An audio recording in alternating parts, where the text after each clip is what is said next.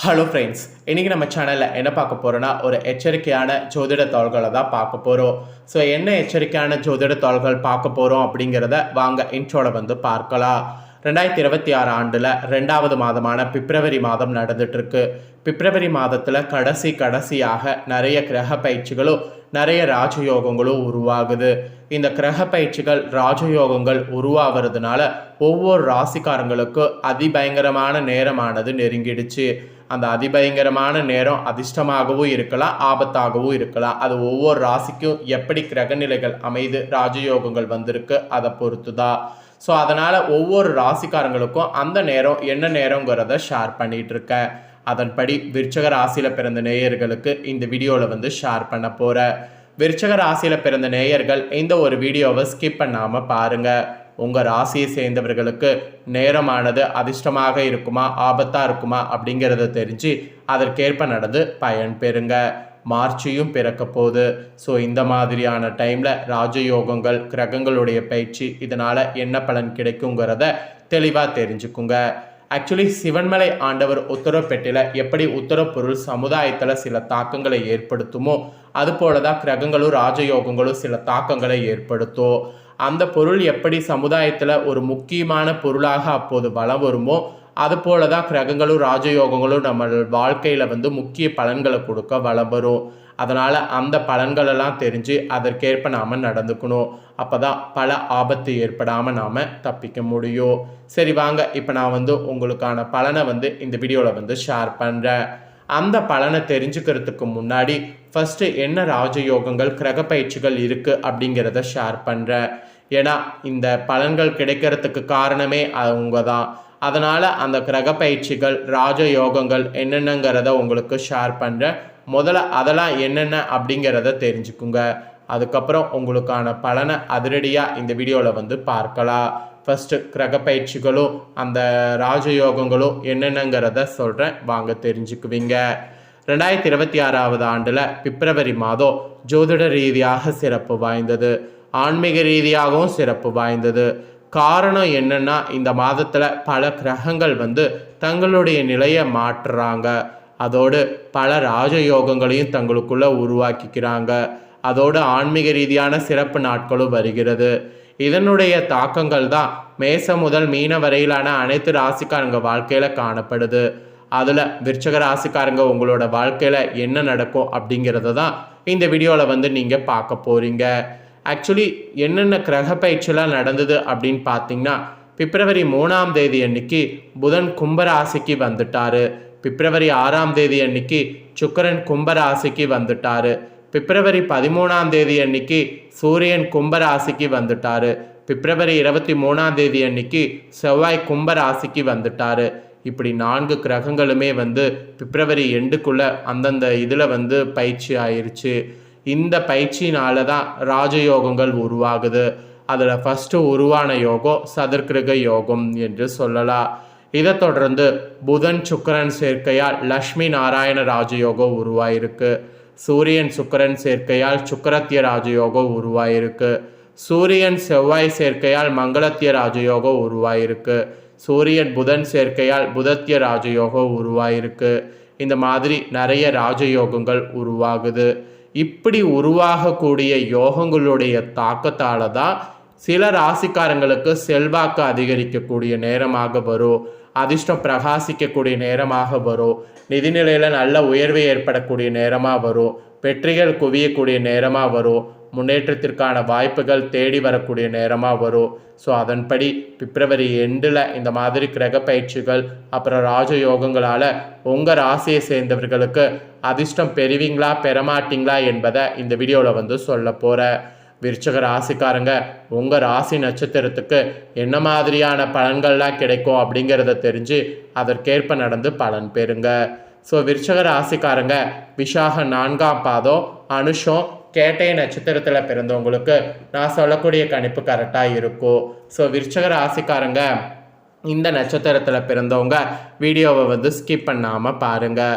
First விருச்சக ராசிக்காரங்க விசாக 4ஆம் பாதத்தில் பிறந்த நட்சத்திரக்காரர்களுக்கு குறிப்பிடப்பட்டிருக்கு. இதில் பிறந்த விருச்சக ராசினர் நீங்கள் கொடுத்த வேலைகளை கச்சிதமாக முடிப்பதில் சிறந்தவர்களாக மாறுவீங்க. இனி வரக்கூடிய நாட்கள் எதிர்பார்த்த பணவரவு வந்து சேரும். ராசியில் இருக்கக்கூடிய வக்ரசனியால் மன நிம்மதி குறையலாம். வீண் பிரச்சனைகளை சந்திக்க வேண்டியது இருக்கு. எனவே கவனமாக எதிலும் ஈடுபடுவது நல்லது.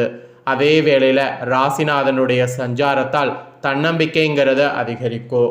எதிர்பார்த்த உதவிகளும் கிடைக்கும். எந்த காரியத்தையும் ஆராய்ந்து பார்த்து செய்வது நல்லது. ஆராய்ந்து பார்க்கலன்னு வச்சுக்கோங்களேன், அது உங்களுக்கு பெரிய ஆபத்தை ஏற்படுத்தும். அதனால் ஆராய்ந்து பார்த்து செய்வது நல்லது. ஸோ விசாக 4ஆம் பாதத்தில் பிறந்தவங்களுக்கு இதெல்லாம் தான் பலன் என்பது குறிப்பிடப்பட்டிருக்கு. இதற்கேற்ப நடந்து பலன் பெறுங்க.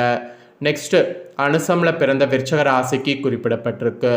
தொழில் ஸ்தானாதிபதி சூரியன் அவருடைய ஸ்தானத்தை அவரே பார்ப்பதால் யோகமாக இருக்க போகுது.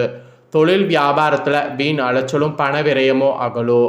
புதிய ஆர்டர்கள் கிடைப்பது துரிதமாகும். மனதில் வியாபாரம் பற்றிய கவலை அகலும். உத்தியோகத்தில் இருப்பவர்கள் அலுவலக பணிகளை கூடுதல் கவனமோடு செய்வது நல்லது. கூடுதல் கவனம் இல்லைன்னு வச்சுக்கோங்களேன், அது உங்களுக்கு பெரிய பாதிப்பை ஏற்படுத்தும். அதனால் கூடுதல் கவனத்தோடு செய்வது நல்லது. குடும்பத்தில் நிம்மதி குறையும்படியான சூழலை உண்டாகும். ஸோ கணவன் மனைவிக்கிடையே வீண் வாக்குவாதங்களை தவிர்த்துக்கிட்டிங்கனாவே இந்த ப்ராப்ளம் உங்களுக்கு சால்வ் ஆகும். அதனால் வீண் வாக்குவாதங்களை தவிர்த்துக்குங்க. அப்புறம் விருச்சக ராசி கேட்டை நட்சத்திரத்தில் பிறந்தவங்களுக்கு சொல்லப்பட்டிருக்கு. உங்களுக்கு பிள்ளைகள் வகையில் பார்த்தீங்கன்னு வச்சுக்கோங்களேன், நலனில் அக்கறையானது காண்பிக்கணும். உடலில் ஒரு வகையான களைப்பும் சோர்வும் உண்டாகலாம். அதனால் எதிலுமே கவனமாக இருப்பது நல்லது. பெண்களுக்கு கூட எந்த காரியத்தில் ஈடுபடும் போது யோசித்து செயல்படுவது நல்லது. வீண் அலைச்சல் ஏற்படலாம், செலவும் கூடும். அதுக்காக தான் சொல்கிறேன். அதுக்கப்புறம் கலைத்துறையில் இருக்கிறவங்களுக்கு பிரச்சனை குறையும். பேசி எடுக்கக்கூடிய முடிவுகள் நன்மை தரும். அடுத்தவர்களுக்காக எந்த பொறுப்பையும் ஏற்காம நீங்கள் உண்டு உங்கள் வேலை உண்டுன்னு இருப்பது நல்லது. வழக்கத்தை விட கூடுதலாக உழைக்க வேண்டியது இருக்குது. பொருள் வரவு அப்போ தான் கூடும். பயணம் செல்ல வாய்ப்புகள் நேரும். அதோடு அரசியல் துறையில் இருக்கிறவங்களுக்கு வீண் அலைச்சல், காரிய தாமதம் போன்றவை ஏற்படலாம். ஸோ புதிய முயற்சிகளை தள்ளி போடுவது நல்லது. காரிய அனுகூலமானது அப்போ தான் உங்களுக்கு ஈஸியாக ஏற்படும். உணர்ச்சிகரமாக பேசி மற்றவர்களை கவர்வீங்க.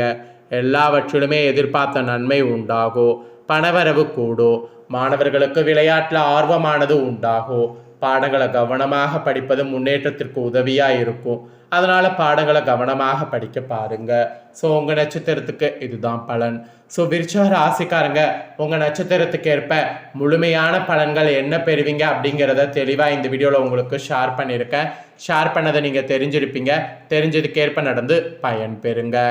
நெக்ஸ்ட்டு பார்த்தீங்கன்னு வச்சுக்கோங்களேன், இந்த நேரம் உங்களுக்கு அதிர்ஷ்ட நேரமாக அமைய நீங்கள் ஆன்மீக ரீதியாக ஒரு பரிகாரம் செய்ய வேண்டும். அந்த பரிகாரம் என்ன, அதை எப்படி செய்யணும் அப்படிங்கிறத தான் இந்த வீடியோவில் வந்து சொல்ல போகிறேன். அதை விருச்சக ராசிக்காரங்க தெரிஞ்சு பயன் பெறுங்க.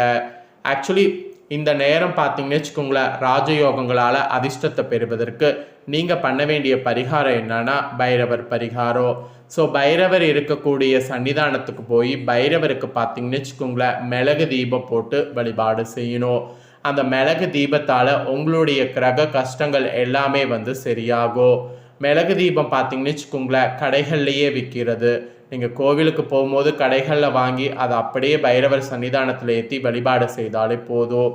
ஒருவேளை அந்த மாதிரி உங்களுக்கு மிளகு தீபம் கிடைக்கல அப்படிங்கிற பட்சத்தில் நீங்கள் பைரவராக கருதப்படக்கூடிய நாய் இருக்குல்ல, அந்த நாய்களுக்கு உணவுகள் வந்து கொடுங்க.